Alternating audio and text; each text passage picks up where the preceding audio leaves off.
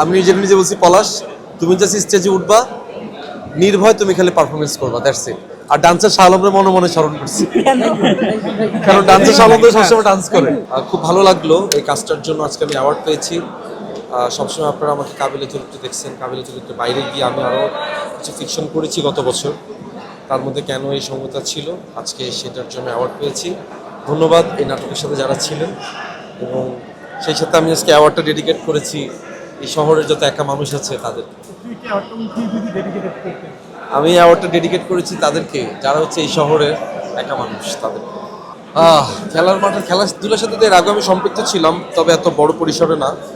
এবারই প্রথম বিপিএলে অংশগ্রহণ করেছি আমার নিজের জেলার নোয়াখালী এক্সপ্রেস এটা ব্র্যান্ড অ্যাম্বাসেডর হয়ে। যদিও নোয়াখালী এক্সপ্রেস আশানুরূপ পারফরমেন্সটা এবার করতে পারেনি, বাট আফসোস নাই, কারণ এবারই প্রথম অংশগ্রহণ, খুব অল্প সময়ের জন্য অংশগ্রহণ করেছে। ইনশাল্লাহ সামনের দিনগুলোতে নোয়াখালী চ্যাম্পিয়ন হবে। অবশ্যই আছে। আমি এবার ঈদের জন্য একটা ফিকশন বানাচ্ছি, একটা ওয়েব ফিল্ম বানাচ্ছি। এগুলো নিয়ে একটু ব্যস্ততা আছে।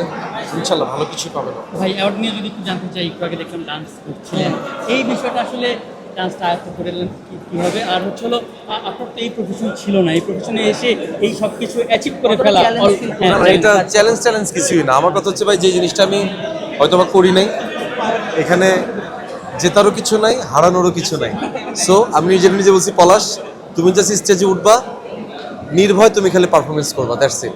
আর ডান্সার শাহ আলমরে মনে মনে স্মরণ করছি, কারণ ডান্সার শাহ আলম তো সবসময় ডান্স করে। অভিনয় নাকি নাচ, কোনটা বেশি পছন্দ?